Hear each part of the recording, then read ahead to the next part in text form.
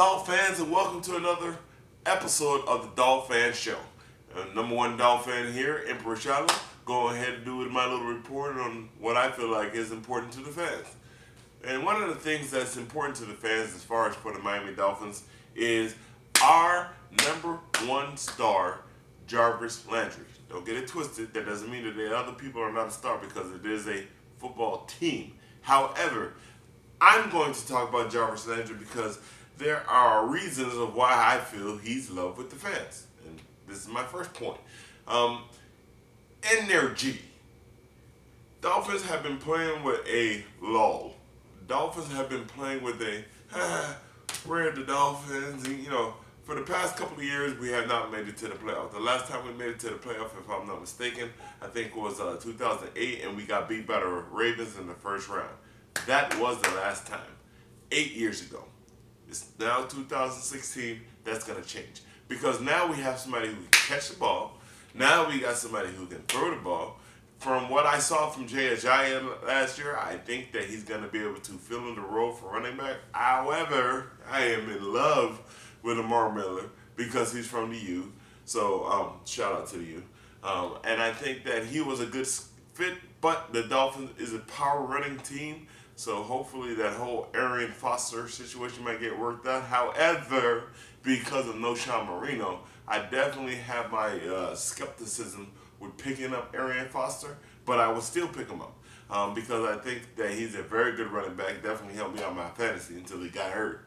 So we'll see what the situation is. But I think the fans love Jarvis, Juice, as they nickname him, which I really want to find out where that came from. But Jarvis Landry, I think he brings such a energy and motivation to the team that it's infectious. And that's what the Dolphins need. Like Tom Brady for the Patriots, he's infectious with that competitive level. Like he wants to win the game.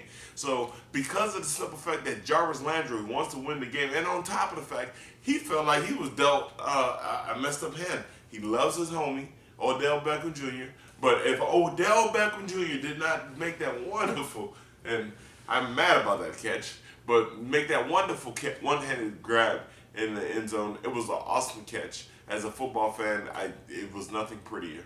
However, I was hoping that Brent Grimes' interception of Megatron was going to come through, but it is in the top 10 one-handed grabs for the NFL, so I'm going to leave that situation. As long as my Dolphins take care of that situation. But that's why I feel like Jarvis Landry is loved by so many people.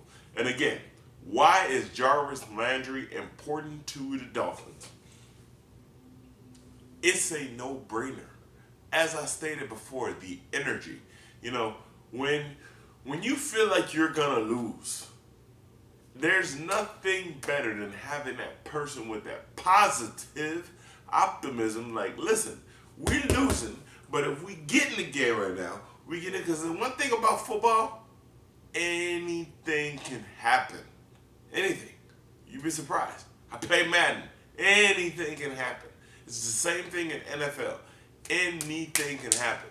And that's what I respect so much about my East Coast rival, Tom Brady. When he won that first Super Bowl, I really thought they were going to kneel the ball down and go to overtime. Tom Brady said, hell no.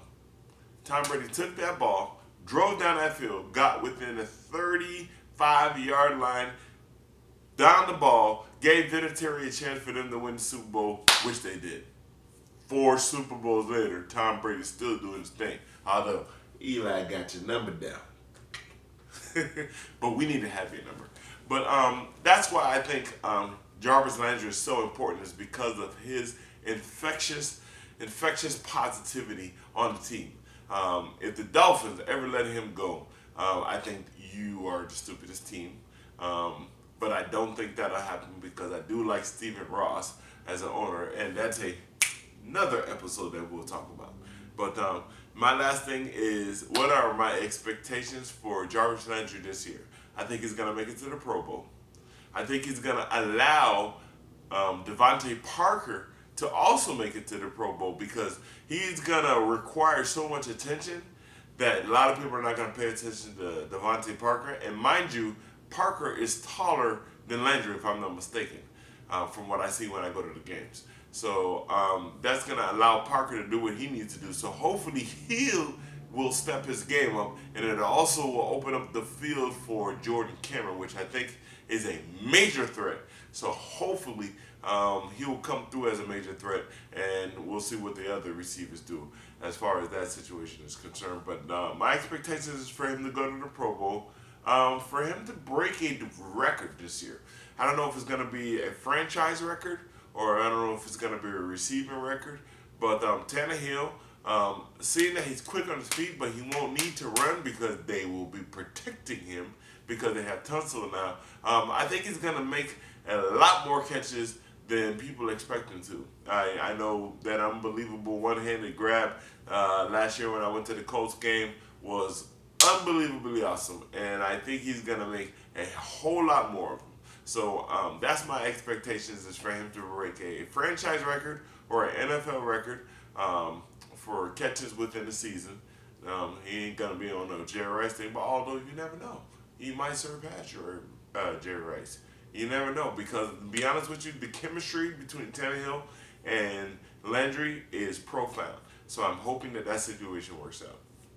And the other thing that I wanted to say is congratulations, Juice, for making number 98 on the top 100 list. That means the players are watching.